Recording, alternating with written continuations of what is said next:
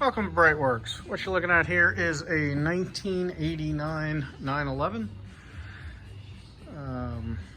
What we're doing to it is a full service engine in, but for those of you doing a service on the Carrera 3.2, so a couple tricks to be able to get to everything down here to adjust your valves. It's very helpful to move the compressor out of the way. An airbox cleaner. So on the right side, not too much stuff there.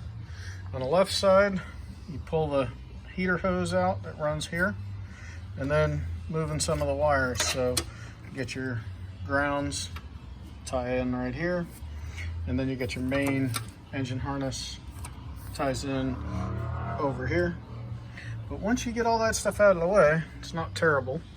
On this one, we had taken the cat off. Now it's back on, but it was some nasty stuff in there, and that's just the gaskets. But once you have the cat out, very, very easy to handle this side as far as setting the exhaust valves. And then on the other side, it's really not too much to do. I left the tire in place, and you're right there. If you want to, you can remove that S hose, but it's not imperative. But other than that, yeah, you can get in here now. You can see we changed the fuel filter. Of course, we changed the air filter since we got the cover off. But once you move some stuff out of the way, you got a lot of room. Well, a lot of room is relative, right? It's not a 72 Caddy that you can climb in the engine bay with, but you can certainly get in there and do what you need to do.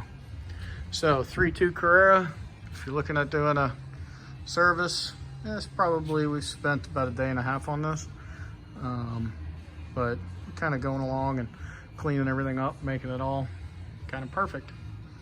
As perfect as can be without pulling the motor and redoing everything. All right, check us out at BreitWerks.com, and happy air-cooled Porsche-ing.